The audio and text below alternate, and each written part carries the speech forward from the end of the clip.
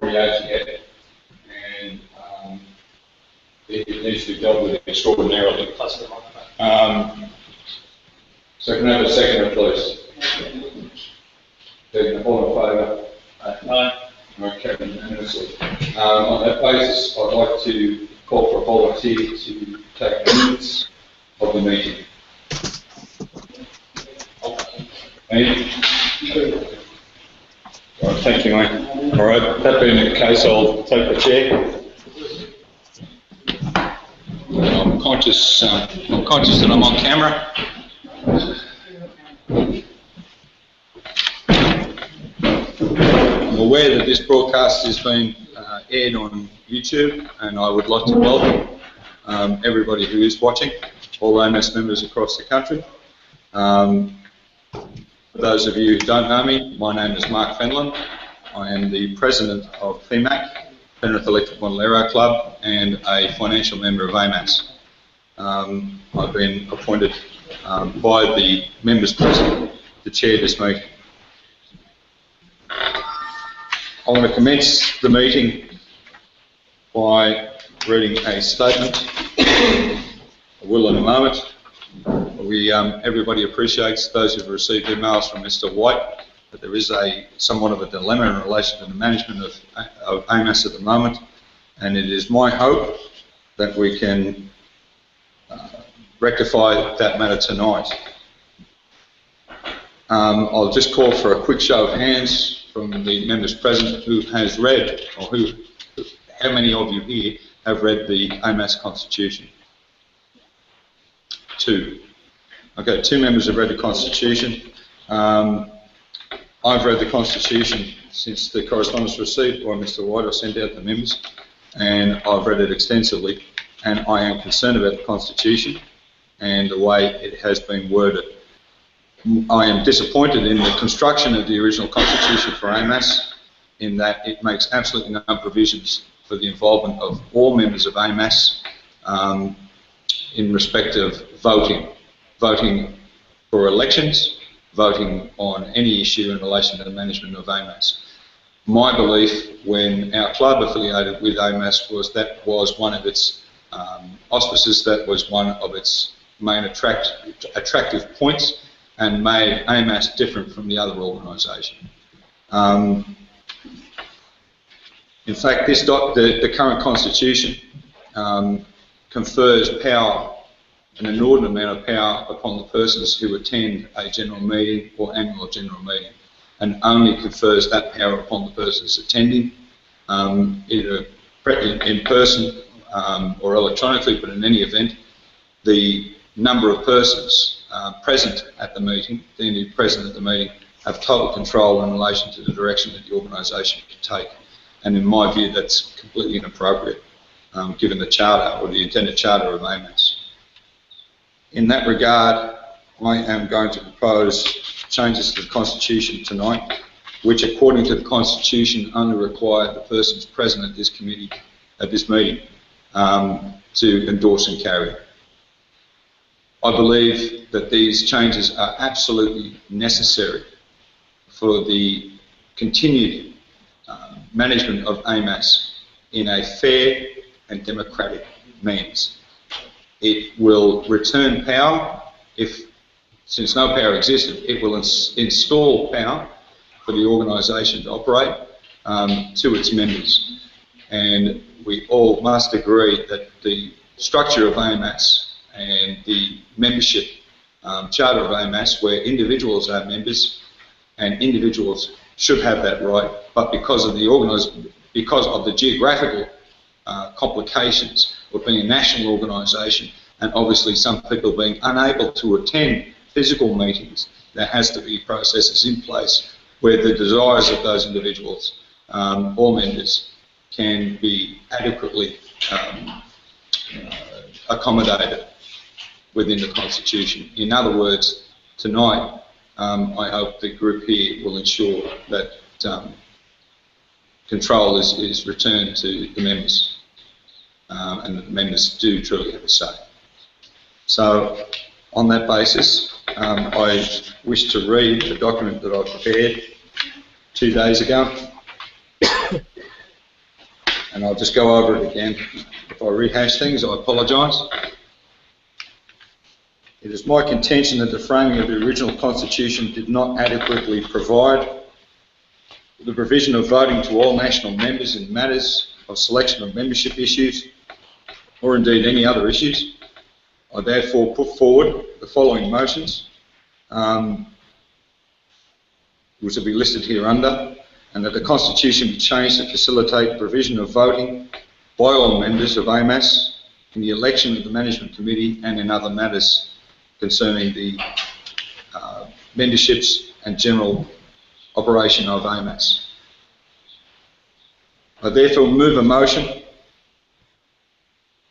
and propose that Section 19 of the Constitution be amended as follows.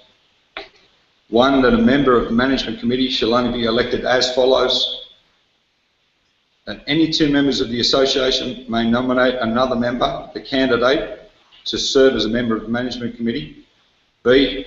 The nomination must be in writing and by email, signed or electronically endorsed by the candidate and the members who nominated him or her, and provided to the Secretary and an appointed returning officer at least 14 days before the annual general meeting. C. That each member of the Association shall be eligible to vote by postal or email vote only and may vote for one candidate for each vacant position. D. That nominations shall only be received within 14 days after the date of calling the annual general meeting, and that nominations received after such date shall not be accepted. E. That the Secretary shall cause notice of all nominations to be emailed to members, affiliated club secretaries, and upon the AMAS website after nominations have closed and at least 14 days before the date set for the annual general meeting. F. That where only one nominee for a position has been received by a returning officer after the closing date for nominations, that person shall be deemed elected into the position. G. That where more than one nominee for a position has been received, that members be called upon to vote for their preferred nominee for that position by way of email or ordinary mail forwarded to the appointed returning officer. H. That such mail vote is to contain the name, address, date of birth, current AMAS membership number of the member, and if voting by email is to emanate from the member's email address registered on the AMAS membership roll. I. It shall be the responsibility of all members to ensure their email address on the membership roll is accurate before voting by email. J. That the voting for candidates will be closed at noon the day prior to the date set for the holding of the annual general meeting, and that any votes received after that time and date shall not be counted. K. That the results of ballots will be provided by the appointed returning officer to the members at the AGM subsequently held and shall constitute the election of the AMAS committee for the upcoming year. L. A person may be a candidate only if the person is A. an adult, B. a current financial member of the association, C. is not ineligible to be selected as a member under Section 61A of the Act. M. The Management Committee must ensure that before a candidate is a member of the Management Committee, the candidate is advised A. whether or not the association has public liability insurance, and B. if the association has public liability insurance, the amount of the insurance.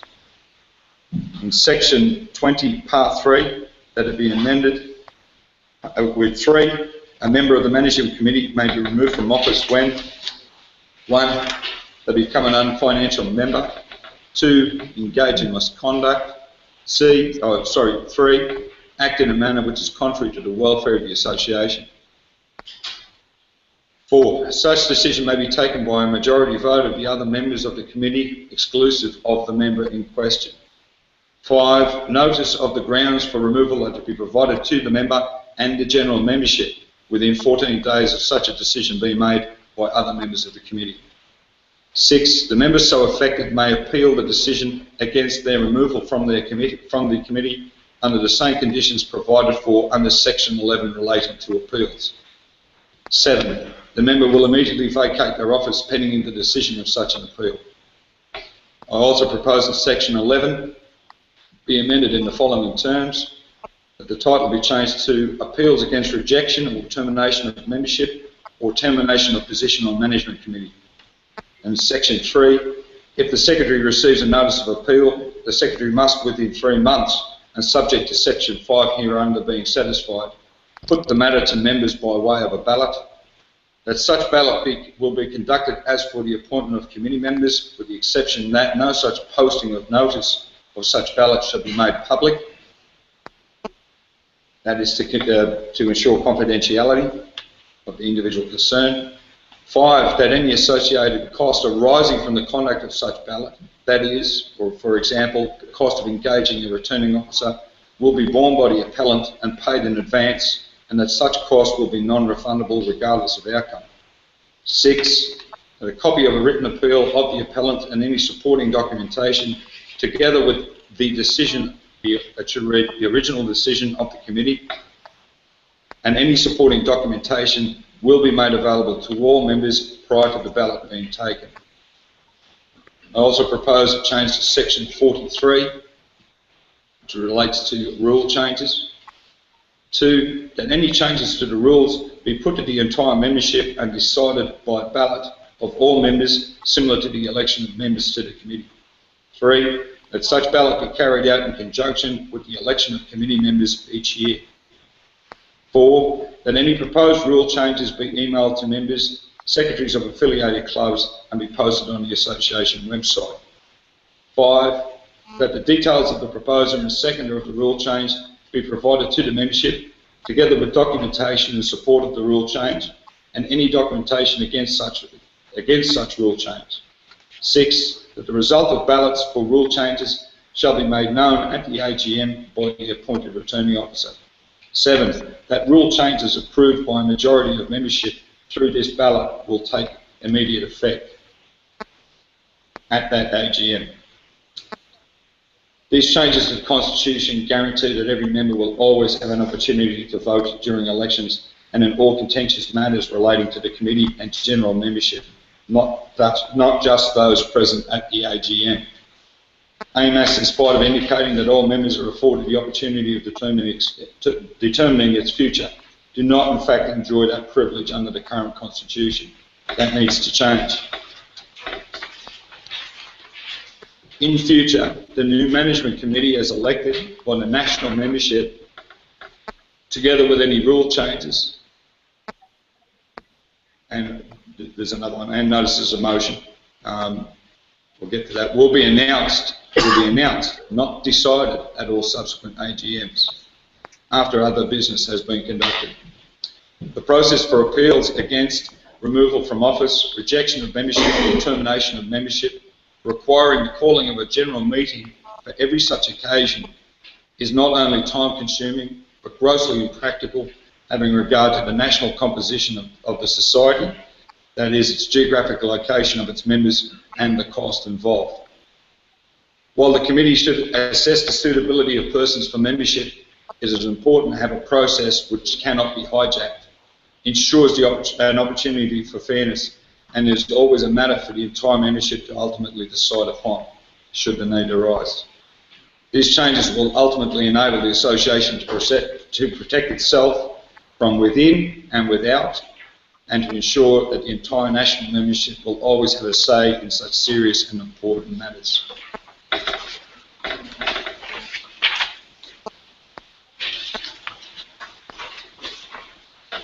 I've spoken for the motion in terms of what I've just said. I'm prepared to accept anyone or any comments from persons who would like to speak against the motion. Yes? I'd like to move an addendum, very briefly, to Section 1, Part B, Subpart B, C, where it says one vote for one candidate. I'd just like to read all you don't need to outline, I've got a copy of it for you. They would say, should more than 2 candidates stand for any vacant position, the ballot shall be preferential for that position. It's simply issue of 3 votes, it would only be sensible to go to differential for that provision. Okay, we'll get a vote on the amendment. All in favour? Any against? It's carried. Thank you, Jack. Would anyone else like to speak against my motion? Or amend the motion? Very much. Obviously, as you said earlier, only members here now physically present are voting for or against it. I was just concerned for our members elsewhere. This is the purpose of the change to the Constitution, because right now the people who aren't present at this meeting have no say. So the changes to the Constitution will ensure that occurs. Okay, so one more question, Mark? Yes, Jody. Section 20. Yes. Paragraph 4. Shouldn't it go back to the members to vote on a committee member leaving, not back to the committee? Yeah, on appeal. Correct. That the provision's there for that person to appeal to the membership. That comes later in your proposal. Correct, to the appeal section. Any other questions? Any questions from the gentleman here? No? I'll call for a vote then. All in favour of the amendments as set out and amended, subsequently amended by Jack. All in favour? Aye. Anyone against? It's carried unanimously. The changes to the Constitution will be forwarded to the Secretary and the Constitution will be updated accordingly. As a consequence of the change to the Constitution, which now takes effect immediately, I'll put forward a final motion, my final motion for tonight.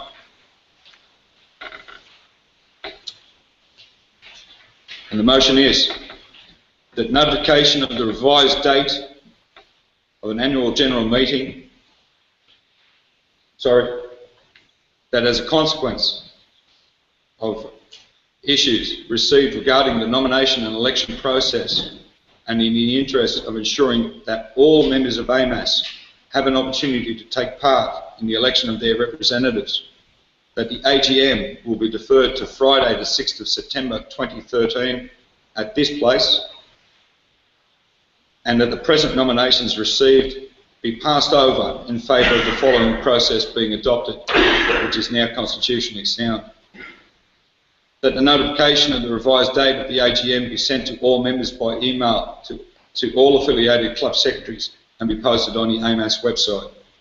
That the AMAS auditor, current financial auditor, BizSys, an independent agent, be appointed the returning officer for the election process, and that they be provided with the current AMAS membership role.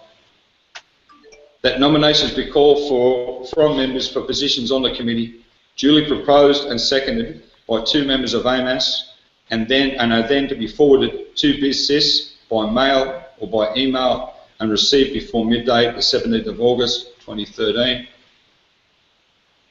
That such nomination include the name, address, date of birth, current AMAS membership number and telephone contact numbers of the nominee, the proposer and seconder.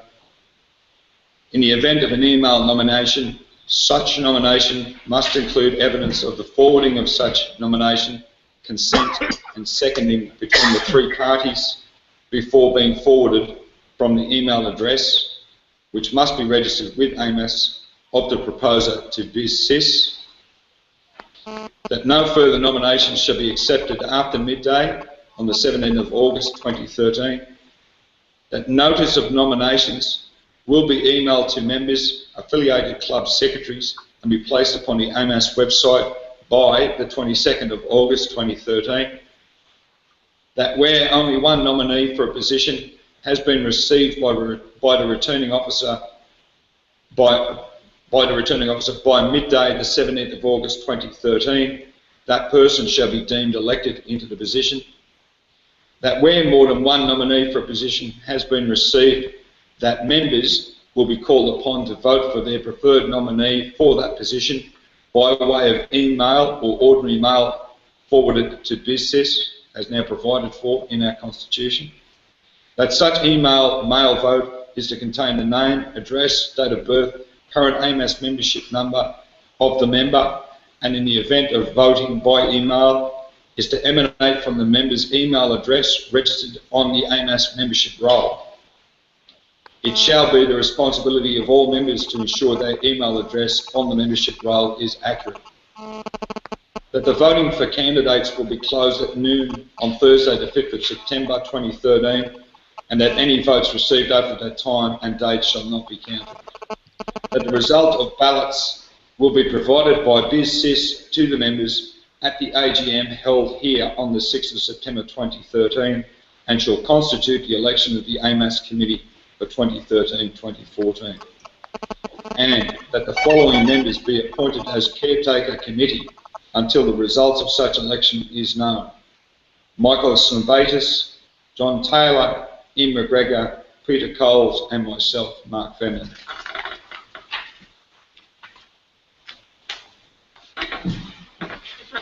Would anyone like to speak to that motion? One quick question. It's Joe. To change the constitution, you've got to go to an AGM? We've just changed, We've actually had an AGM, so and the constitution can be changed. An annual general meeting is a general meeting, right? That's held annually. This committee had the power to change the constitution, and as such, we've got the power to do what we've just done, or what I'm suggesting. I'll call for a vote. Sorry, Jack. Yes. Just to tie it up with my previous. Yeah. Yeah. On the 5th paragraph, if you just inserted after the preferred nominee, or nominees. Or nominees. Yeah. Or nominees. Or nominees. As an insertion, it's the 5th paragraph up from the bottom, where it says vote for the preferred nominee, and then you put in or nominees. Thank you, Jack. It'll just be, Could you come and show me? yes.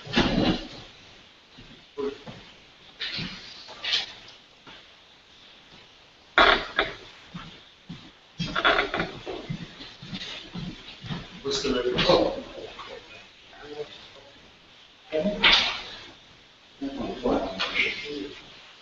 Is everybody fine with that amendment that Jack is suggesting? I see.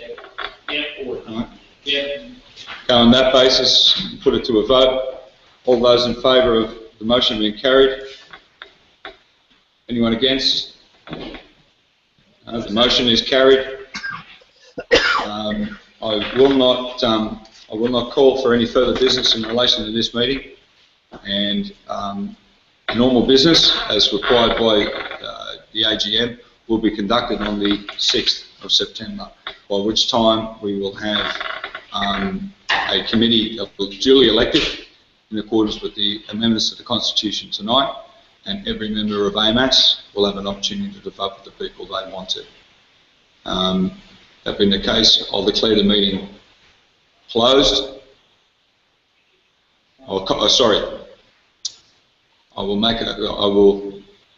move a motion that we now close the meeting at 7:30, and that the matter be carried on the 6th of September. Can I have a seconder, please? Seconded by Graham. All in favour? Thank you. I declare the meeting closed at 7:30. Thank you. Hey, Mark. That's it. I'd like to thank you all for coming. It's all for us now.